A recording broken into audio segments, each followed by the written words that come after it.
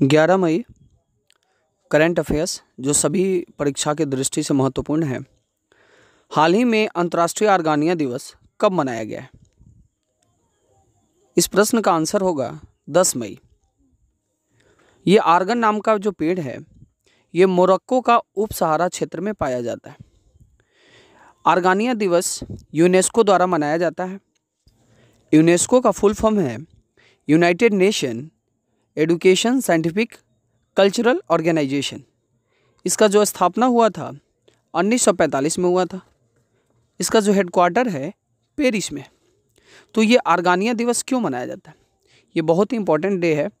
ये जो वृक्ष है ये लुप्त के कगार पे आ गए हैं। इनके संरक्षण के लिए ये दिवस मनाया जाता है।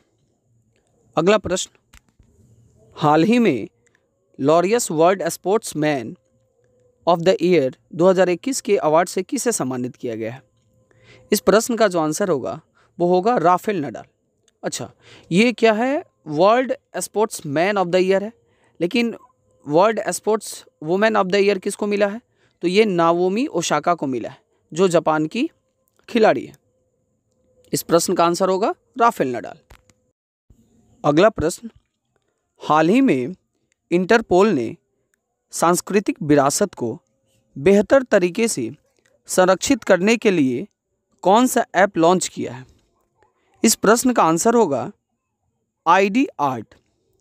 अब आते हैं इंटरपोल के बारे में जानते हैं। इसका मतलब होता है इंटरनेशनल पुलिस। इसका हेडक्वार्टर है लियोन, जो कि फ्रांस में। अगला प्रश्न है, हाल ही में किस भारतीय कंपनी और रोल्स रॉयस ने भारत में रोल्स रॉयस MT-30 समुद्री इंजन का समर्थन करने के लिए समझौता किया है? इस प्रश्न का आंसर होगा Hindustan aeronautics limited. Rolls Royce Britain की एक कंपनी है। रोल्स रॉयस MT-30 के जो समुद्री इंजन होते हैं इसके पार्ट और उनके सर्विस के लिए इन दोनों कंपनियों के बीच में समझौता किया है। रोल्स रॉयस का अधिग्रहण किया गया था BMW कंपनी के द्वारा। अगला प्रश्न, हाल ही में रघुनाथ मोहपात्रा का निधन हुआ है, वे कौन थे? इस प्रश्न का जो आंसर होगा वो होगा मूर्तिकार, यानी ऑप्शन बी। कोरोना की वजह से इनका निधन हुआ है। ये राज्यसभा सांसद भी रह चुके हैं। 1975 में इनको पद्मश्री तथा 2001 में पद्म भूषण तथा 2013 में पद्म विभूषण से सम्मानित किया गया था। ये इनकी पिक्चर है।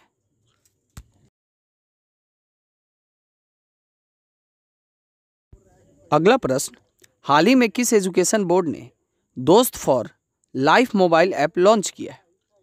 इस प्रश्न का जो आंसर होगा वो होगा ऑप्शन बी, यानी CBSE बोर्ड ने दोस्त for life mobile app launch किया।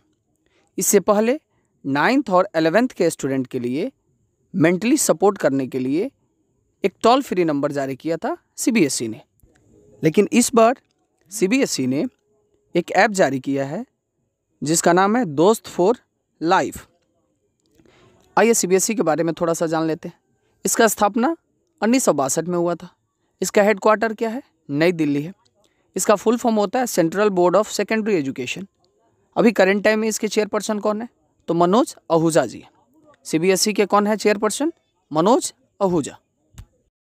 अगला प्रश्न, हाल ही में किस देश ने सुरक्षा चिंताओं के कारण भविष्य में विदेशी निवेश की स्क्रीनिंग की अनुमति देने के लिए कानून पारित किया?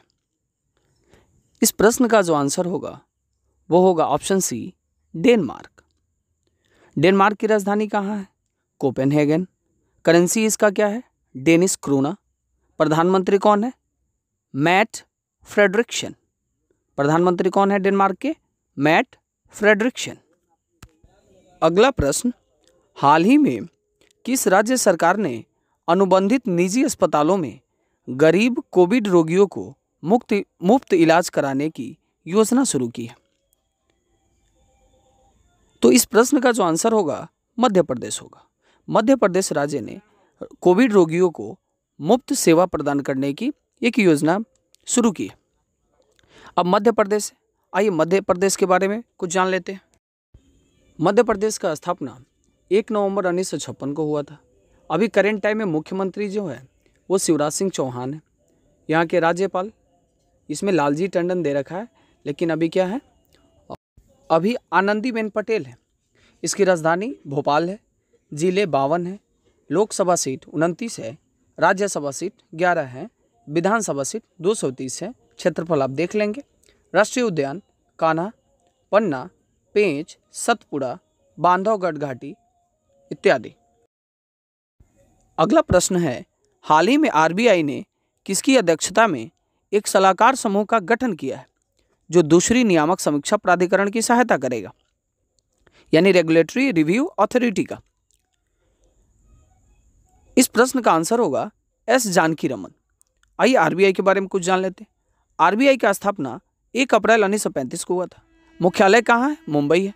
इसके अभी करंट टाइम में गवर्नर जो हैं वो शक्तिकांत दास है। और ये कितने नंबर के गवर्नर हैं? तो ये 25वें नंबर के गवर्नर है। और जो रेगुलेटरी रिव्यू अथॉरिटी का जो चेयरमैन है अभी, वो एम राजेश्वर राव है। कौन है? एम राजेश्वर राव। अगला प्रश्न है हमारा, हाल ही में किस राज्य ने विवादित हर्बिसाइड ग्लाइफोसेट पर प्रतिबंध लगा दिया है? यह हर्बिसाइड क्या है? तो एक खरपतवार नाशी क्या है, दवाई है, जिसका मतलब जिससे कैंसर का खतरा भी बना रहता है। तो इस प्रश्न का आंसर होगा वो होगा तेलंगाना। तेलंगाना का राजधानी कहाँ होता है? हैदराबाद है। इसके सीएम हैं के चंद्रशेखर राव है। गवर्नर कौन है? डॉक्टर तमिलसाई सौंदरराजन। कौन है? डॉक्टर तमिलसाई सौंदरराजन। अब आइए तेलंगाना के बारे में कुछ जान लेते हैं। इसका स्थापना 2 जून 2014 को हुआ था। मुख्यमंत्री के चंद्रशेखर राव, अभी बताया हमने। राज्यपाल तमिलसाई सौंदरराजन। राजधानी हैदराबाद है। जिला 31 है। लोकसभा सीट 17 है। राज्यसभा सीट 7 है। विधानसभा सीट 119 है। विधान परिषद सीट 40 है। कुछ राष्ट्रीय उद्यान हैं यहाँ। कासु ब्रह्मानंद रेड्डी, महावीर हरिना, वनस्थली और मृगावनी राष्ट्रीय उद्यान यहाँ स्थित है। अगला प्रश्न, हाल ही में किसने 5वीं बार स्पेनिश ग्रैंड प्रिक्स खिताब जीता है? इस प्रश्न का जो आंसर होगा वो होगा लुइस हैमिल्टन।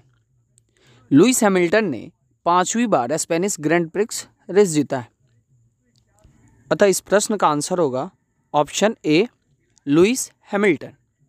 अगला प्रश्न, हाल ही में म्यूकर माइक्रोसिस कोविड-19 रोगियों में देखा गया है। हाल ही में म्यूकर माइक्रोसिस कोविड-19 रोगियों में देखा जा रहा है, वो क्या है? जीवाणु है, फंगस है, विषाणु है, क्या है? इस प्रश्न का जो आंसर होगा वो होगा ऑप्शन बी, यानी फंगस। इस प्रश्न का आंसर क्या होगा? फंगस।